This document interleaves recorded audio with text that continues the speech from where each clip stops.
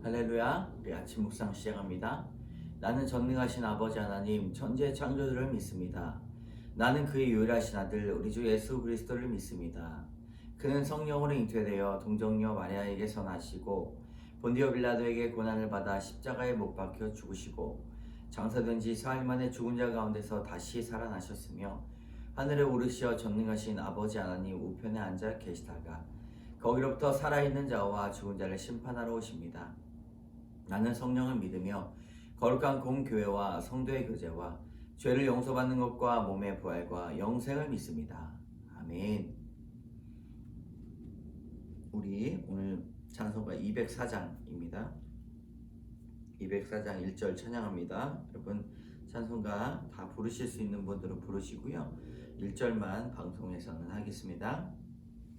주의 말씀 듣고서 준행하는 자는 반석 위에 터닫고 집을 지음 같아 비가 오고 물나며 바람 부딪혀도 반석 위에 세운 집 무너지지 않네.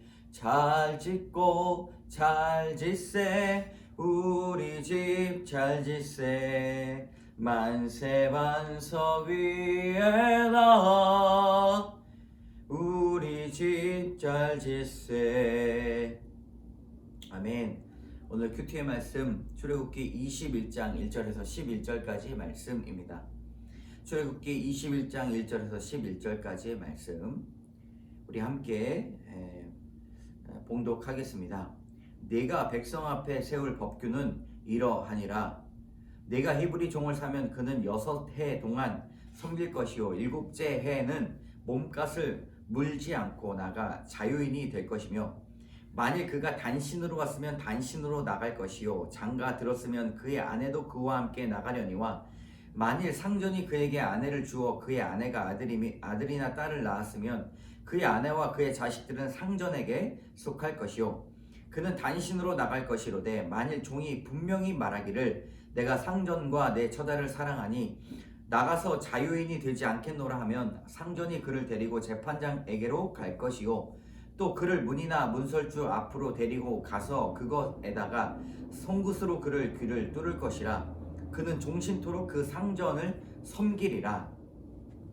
사람이 자기의 딸을 여종으로 팔았으면 그는 남종같이 나오지 못할지며 만일 상전이 그를 기뻐하지 아니하여 상관하지 아니하면 그를 속량하게 할 것이나 상전이 그 여자를 속인 것이 되었으니 외국인에게 팔지 못할 것이요 만일 그를 자기 아들에게 주기로 하였으면 그를 딸같이 대우할 것이요 만일 상전이 다른 여자에게 장가들지라도 그 여자의 음식과 의복과 동침하는 것은 끊지 말 것이요 그가 이 세 가지를 시행하지 아니하면 여자는 속전을 내지 않고 거저 나가게 할 것이니라. 아멘.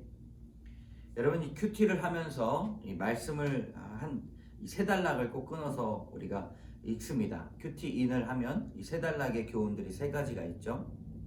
아침 묵상에서는 두 가지만 하게 되는데 이 말씀을 읽고 두 가지의 질문, 한 가지의 질문 정도는 이렇게 의문점을 품는 게 좋습니다. 궁금해서가 아니라 이 말씀을 묵상하기 위해서 이 질문의 과정이 필요합니다.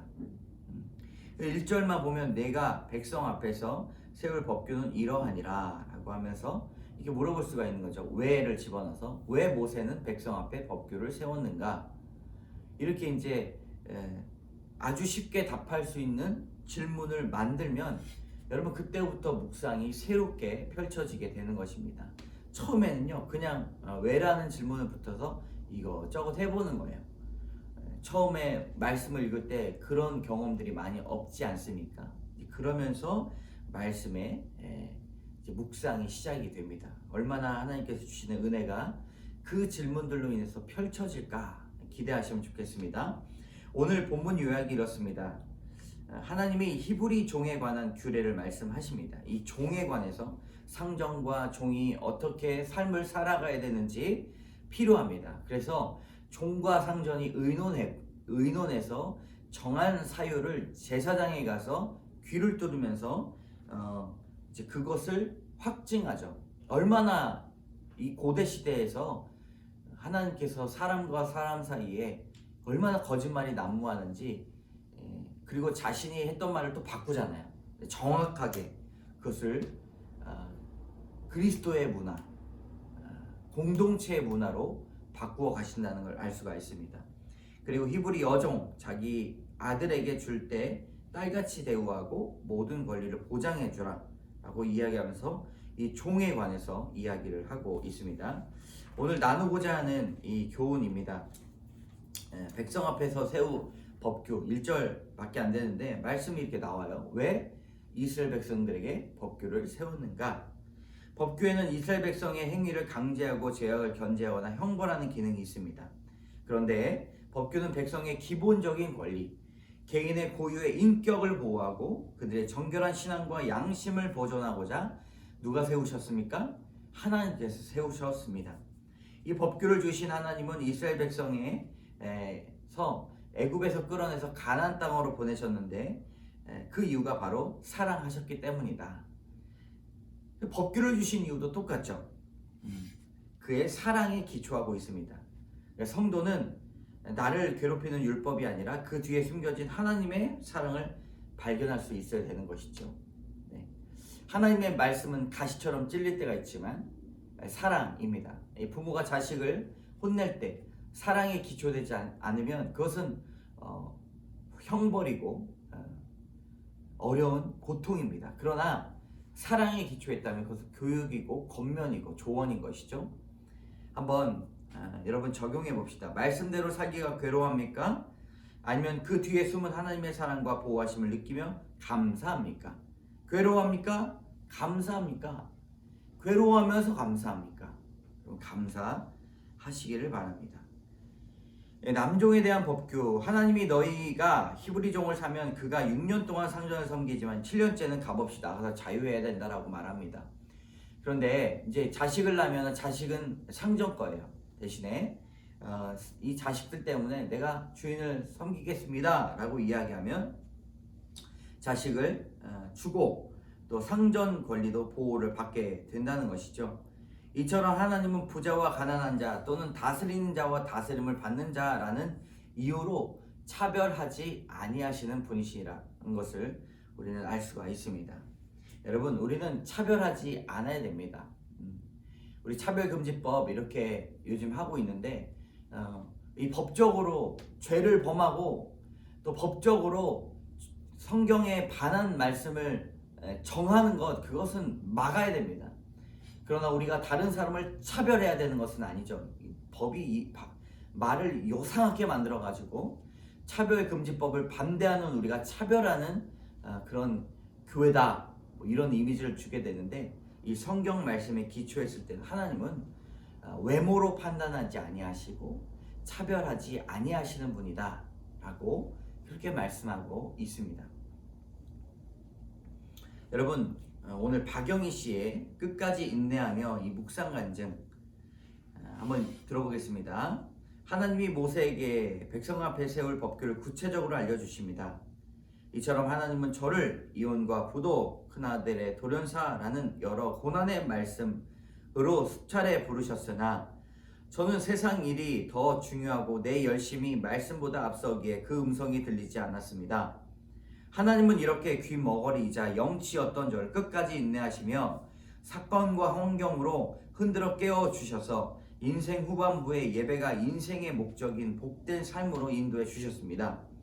현재 저는 생계를 유지하고자 사업장에서 큰 며느리와 함께 일하고 있는데, 며느리가 남편을 잃고 시모 밑에서 일하면 얼마나 힘들까 연민이 들 때도 있지만, 여기까지 하며 주인 의식이 없는 며느리의 모습을 접하노라면 욱하는 마음이 올라옵니다.